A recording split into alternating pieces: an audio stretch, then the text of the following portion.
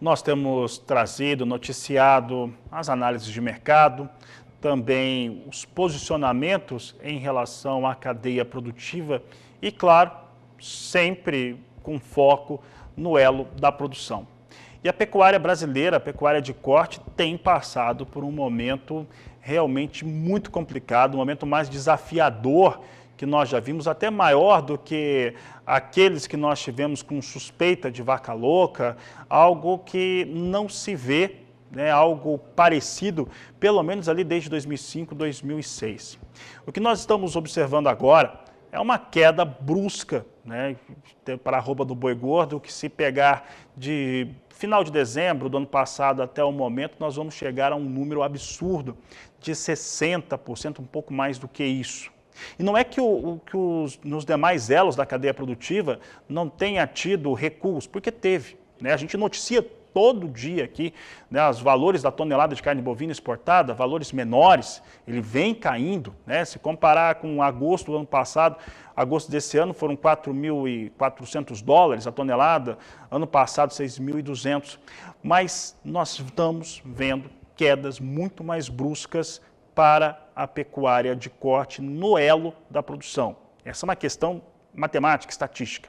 Para falar a respeito deste assunto e também sobre a iniciativa de buscar união dos pecuaristas contra esse cenário bastante negativo para a produção de corte no Brasil, nós vamos conversar agora ao vivo pela internet com o Oswaldo Furlan Júnior, presidente do Grupo Pecuária Brasil.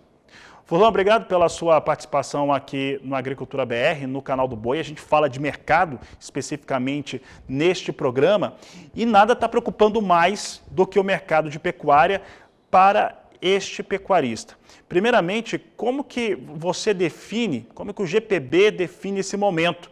Que, inclusive, depois que acabar a nossa entrevista, eu vou trazer os números, inclusive, aqui da Datagro, que mostram os valores ali, inclusive em praças de referência abaixo de R$200 arroba. Como é que você define esse momento? Boa tarde, seja bem-vindo.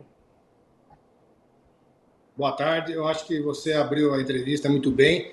É um momento muito preocupante para a nossa classe, onde não se esperava jamais chegarmos nesses patamares que chegou. Em razão disso que nós tomamos essa iniciativa de tentar mobilizar a nossa classe para que dê um basta, dê um chega nisso, porque valores praticados em São Paulo abaixo de R$200 não cobrem o custo de produção. Eu acho que o que precisa ser feito é na ponta, abaixar o preço da carne para a roda começar a virar, porque essa margem entre o produtor e o consumidor está ficando com alguém. A gente não está aqui para acusar, mas os números vão provar que para o produtor abaixou 60% e para o consumidor não baixou nem 10% desse valor. Então, eu chamo a atenção do público urbano para que pressione também, junto conosco, as grandes mídias, para que o produtor, nesse momento, também seja beneficiado pela queda do preço.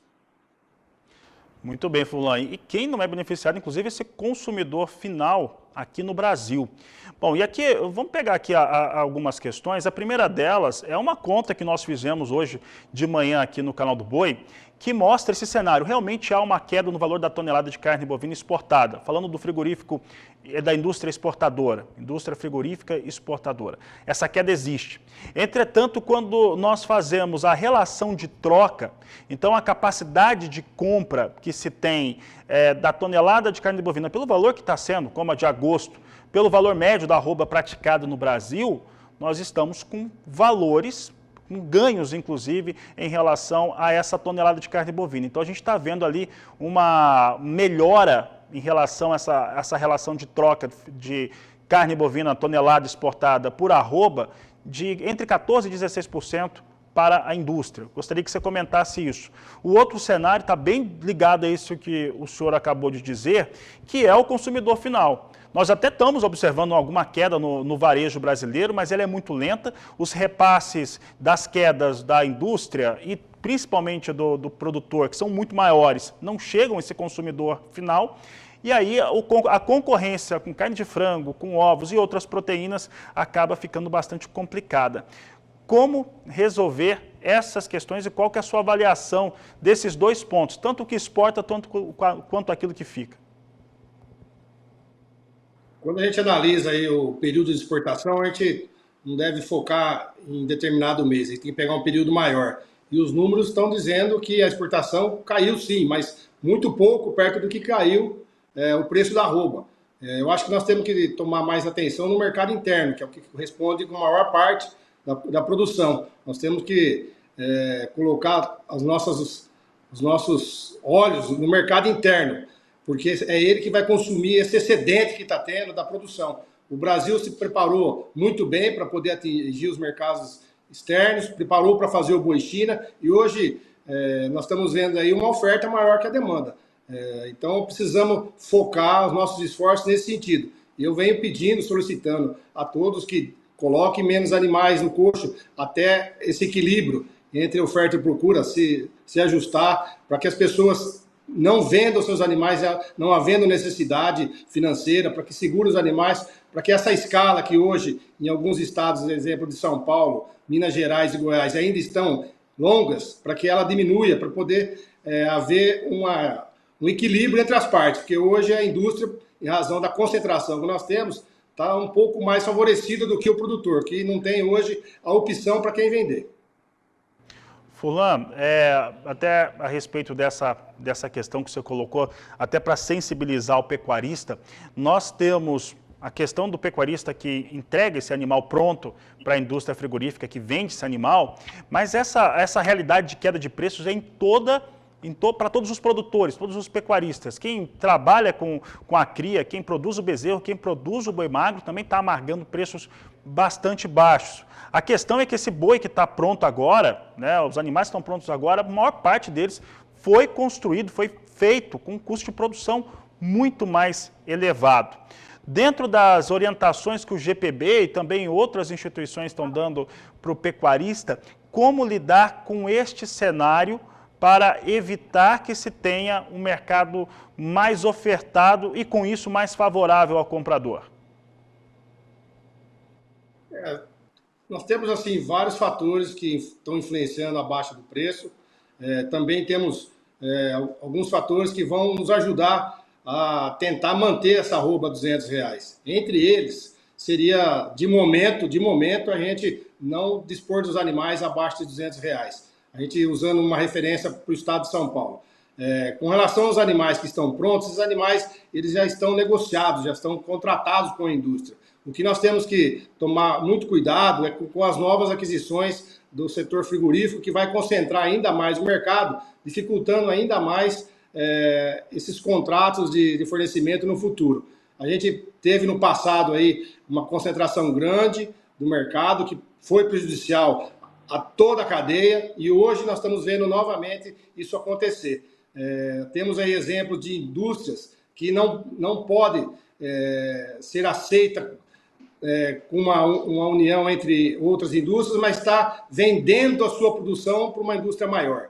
Ela vende 100% da sua produção para outra, que é uma forma de escapar do CAD. Então, essas medidas devem ser observadas não só por nós, mas também pelas autoridades, pelo governo, porque nós não estamos assim vendo saída para a situação que está o produtor hoje, mesmo porque o produtor que poderia hoje estar aí tendo uma renegociação de seus contratos rurais não está tendo êxito junto aos bancos, que está tendo muito discurso, muita mídia, muito gasto em mídia, mas o recurso não está chegando na ponta para que o produtor consiga um refinanciamento ou até mesmo um financiamento novo para poder reter a sua produção e poder passar essa fase tão difícil. Furlan, para encerrarmos aqui a nossa entrevista, eu vou traçar uma linha histórica que começa ali em 2005. Em 2005, nós tínhamos 5 grandes indústrias brasileiras que já traziam uma concentração terrível dos abates no Brasil.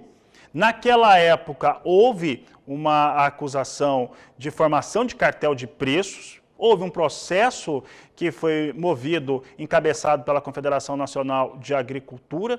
Eu lembro, inclusive, que eu e meu colega, estava o Zaidan no ar, a gente conseguiu uma entrevista que um membro de frigorífico acabou confessando no ar, e isso acabou entrando, inclusive, nesse processo. Posteriormente a isso, essa concentração ficou em 3, 4 indústrias, infelizmente financiada com o dinheiro do próprio cidadão brasileiro, que é quem acaba pagando por todas essas questões, e agora, com as aquisições novas, aí todo mundo sabe muito bem como é que ficou, o Minerva fez aquisições do Marfrig, praticamente temos agora, fez aquisições de plantas do Marfrig, praticamente agora temos 2 grandes indústrias apenas.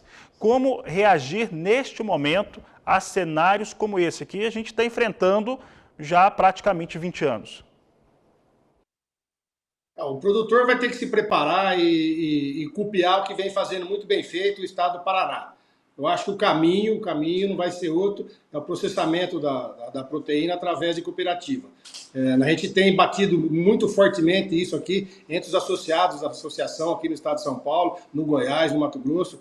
Vai ser o caminho, porque senão nós vamos ficar sempre na mão da indústria, e isso não vai ser fácil fazer essa correção de mercado, porque é uma coisa que leva um certo tempo. Então, o caminho que eu vejo é a gente se organizar como produtor, começar em pequenas cooperativas, mas copiar o que é feito no estado do Paraná, muito bem feito. Lá nós já temos mais de 14 cooperativas processando sua carne, comercializando não só no mercado interno, como no mercado externo. Eu não vejo outra saída além dessa, e o fortalecimento dos pequenos e médios frigoríficos para poder voltar a fazer concorrência para os grandes. E essa talvez seja também uma